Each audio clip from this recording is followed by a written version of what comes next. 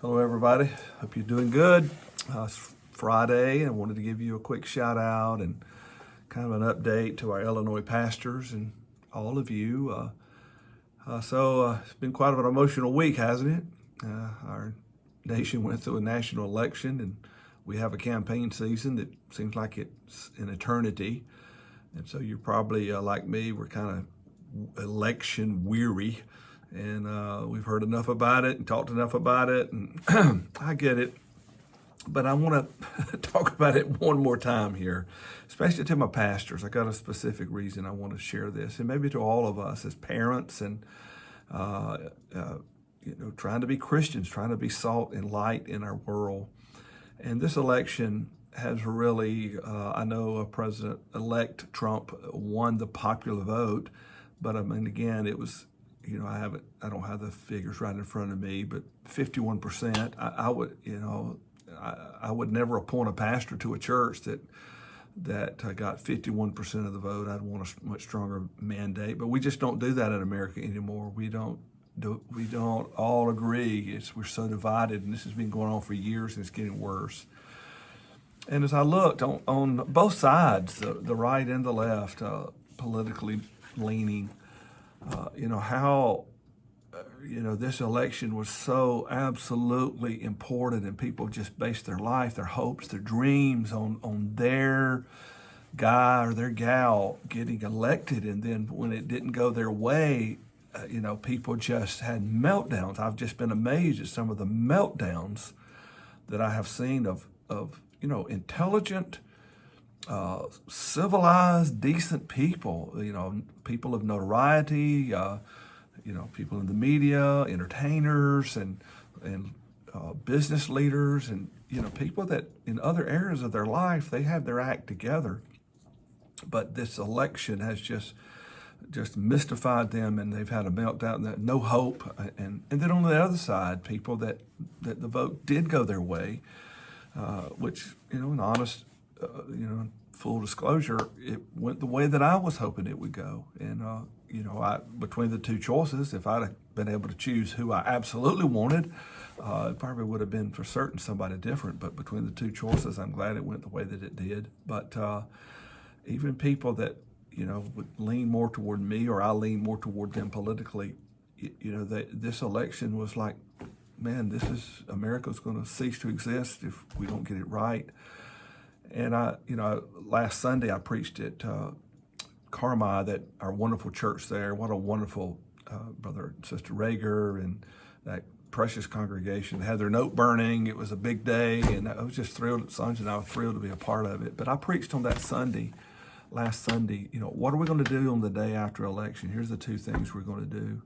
And I preached from, believe it or not, from the Christmas story, in the days of Herod. And then it talks about Zechariah was at the temple when it was his appointed time. And those two thoughts came to me in the days of Herod. God has a plan, whether it's, wicked kings or evil kings or good ones. It doesn't matter who the leader is. Behind it all, God's got a plan. The Christmas story started under Herod the Great, which was one of the most vilest and evil, wicked men that ever ruled. But it didn't stop God's plan. And then what are we going to do? We're going to go about our business. We're going to get up with hope because God's got a plan. We're going to be at our appointed place, and we're not going to talk about who's president. We're going to talk about who's still king, Jesus Christ. And that was kind of my 2 points. And so we've got hope. My Christian faith, my Christian worldview gives me hope no matter how the election turned out. But I see people on both sides that, this was a do or die for them. And the ones that it didn't happen, they're dying. Their hopes are dying. They feel like, the world's coming to an end. And it probably would have been the same way on the other side with many people. And so I was thinking, we have got this. There's such a disconnect, our worldview. We have got, as a church, as Christian leaders, we've got to get to people's heart. Let me give you a couple examples here. All right. And Missouri, our neighbor, is a good example. Very conservative politically, and they voted very conservatively, and they voted their pocketbook. What motivated them was high prices, inflation, and and that was a number one exit polls in the survey. Of course, I don't know how much can you trust polls, but anyway, that was a big issue for them. And I'm thinking, as Christians, because at the same time, those conservative people voted to enshrine the right, we call it reproductive rights or whatever it's called now, but the right, a woman's inalienable right for abortion. So how can people that are supposed to treasure life, believe that all life is created by God, how does that disconnect? And then you got others that they voted. Their number one reason for voting for their particular candidate was to protect and defend abortion. Now, how did that get? How did we as Christians, on one hand, get to the point where life becomes about financial security and having security and safety and having money and having the things that money will buy? How do we get there? And there's nothing wrong with money. There's nothing wrong with having a good life and prospering. But the Christian worldview that says our life, we're here to serve. We're here to give our life, to pick up our cross and follow Christ. And in our life, we're laying up treasures in heaven. So how do we get there that we're driven, on one hand, that we vote our pocketbook, and on the other hand, how do we get to the place where, abortion, the taking of human life, ever how we want to word it, but how that has become such a cherished. I remember when abortion was not the law of the land, the law of states or whatever, and then little by little, when it became, Roe versus Wade, when it became kind of the law of the land through the Supreme Court, whichever side of the equation you were on at the time, we didn't celebrate it.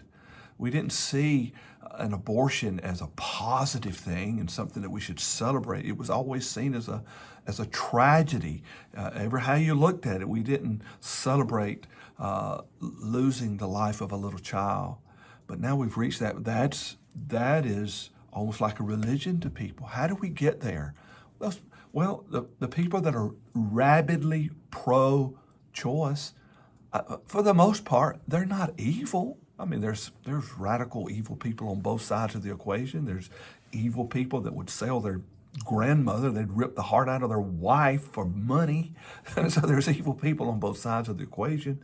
But people that are voting their pocketbook, people that are voting, that for reproductive rights and my body's my own and the right, when we've lost our way, when we see that our body, our pocketbook, taking care of ourselves is the first priority, instead of laying down our life, whether it's for a child, putting our life on the line for a child, or putting our life on the line for our neighbor. How do we get there? Well, pastors, we've got to teach people how to think. We've got to get to their heart. What's going to change our country? We can't, an election's not going to do it. Legislating more laws are not going to do it. At the end of the day, people's hearts have to be changed. And how do you change their hearts? You have to change the way they think. And so I almost preached about this at the ministers' meeting, but I felt like the Lord led me in a different direction. But I've thought a lot about this for months now.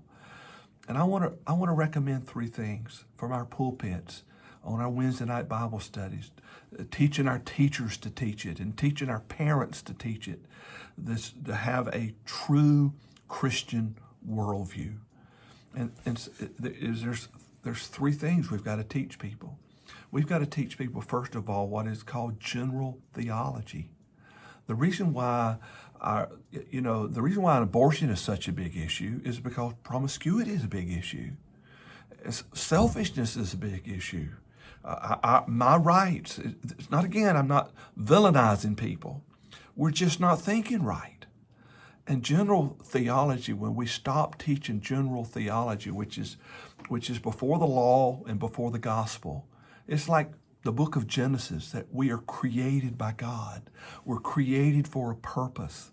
We're created in His image, that all life is sacred, that our planet, we're stewards of our planet, that our carbon footprint should be a good footprint. All of these things matter to God. But we've lost our way when it comes to general theology. And that we're made in the image of God, male and female, that marriage is sacred, saving ourselves for that special person that we are called to, and we live our lives together, and we represent God, and we serve in our little sphere of influence. We serve and represent God there. And so we want to leave a good footprint, a divine footprint in His name. And so general theology, I want you, pastors, let's think about, what does that look like? How can we help people to have a biblical worldview? And then the law, teaching the laws of God, the Ten Commandments, and all of the law of God. We don't go back. We don't insist people live under the old law of Israel. We're not trying to bring back an Israel here in the United States, but those laws reveal to us the character of our Creator. Just like in your home, you put laws. You have ways you do things. It's because you're trying to protect and increase the chance of life in your home, in your church, in your nation flourishing. So we come up with laws. Well, we've got to teach people the laws of God and why they matter. Paul describes it this way, that the law of God is a tutor.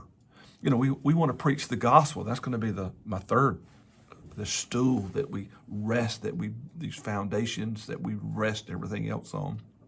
But if we're going to keep preaching the gospel, preach grace and salvation, and you need to be saved, and God's grace means nothing if you don't realize you're a sinner. The gospel means nothing if being saved from what? When you don't even know the law. People don't know they're lost. People don't know they're under condemnation. They don't know that they're on their way to hell because they don't know the law. They don't know God's expectations. He's the Creator. He gets to make the rules. It is what it is. And we don't break the law of God. We break ourselves on the law of God. These people need our sympathy. They need our mercy on both sides of the equation. And we've got to teach them general theology. When Paul went to Athens, he didn't preach the gospel to them at first. He talked about the unknown God. Man, is there an unknown God in our country today? The God of the Bible. And then you teach them the law, and then you get to grace. You get to the gospel. And the church has preached grace and the gospel. We've hammered on people how their need to be saved and how God's grace is available, but it means nothing because we've lost the Christian worldview or the biblical worldview.